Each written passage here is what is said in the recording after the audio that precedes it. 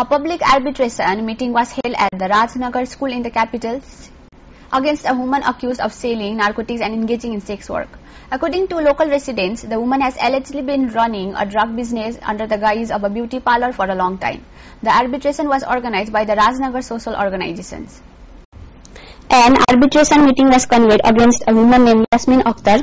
The meeting took place at Rajnagar High School, attended by prominent individuals from the area, including both men and women, along with political representatives such as booth presidents. This meeting brought together residents from South Joynagar, Rajnagar, Jaipur and Dorobari Pukurpar areas. A local resident, providing details of the incident, claimed that Yasmin Akhtar runs a beauty parlor. About 3 years ago, she purchased land and built a house there. Over time, the neighborhood's atmosphere began to change, with outsiders frequently visiting her house late at night. Some accused her of operating a sex work ring herself and through hired women. Additional allegations of drug dealing have been made against her. ওনার বিরুদ্ধে complain একটাই, ওনার বাড়িতে রাত্রে 2, 3, 4 এই সমস্ত লোক বিভিন্ন জায়গা থেকে লোক আসা যাওয়া করে, বিশেষ করে অসামাজিক কাজকর্ম, যেটা আমাদের মুখে এটা একটা নির্লজ্জ ব্যাপার, আমরা মুখে এই ব্যাপারটা বলতে পারছি না। তাছাড়া বিভিন্ন ধরনের ড্রাগস, ওই ধরনের ড্রাগসেও উনি যুক্ত আছেন। এলাকার সুজাগতা এলাকার যে একটা ছোট ছোট বাচ্চা ছেলেরা এই ধরনের একটা উনার সংস্পর্শে আসাতে আমাদের এলাকার অনেক ছোট ছোট বাচ্চারা এই ড্রাগসের সঙ্গে আসক্ত হয়ে গেছে।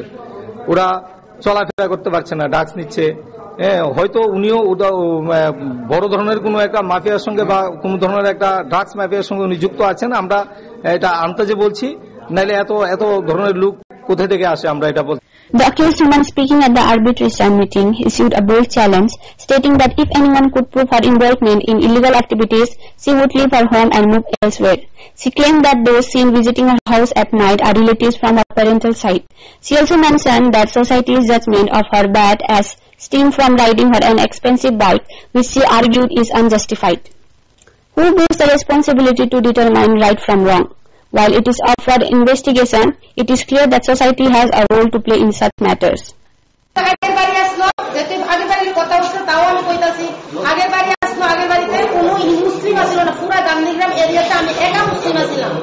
আমার ছেলে মেয়ে ছোট আসলো, আমার হাজবেন্ডের সাথে তো আমার তখন ডিভোর্স কেস চলে, তা আমি ছেলে মেয়ে থাকতাম ওইখানে।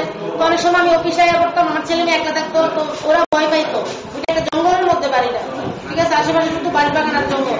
তো তার কারণে আমি এখানে জায়গা কিনছি, আমার ছেলে মেয়ে পড়াশোনার সুবিধা লাগে, আমার নিজের সুবিধার লাগে, এখানে করছি।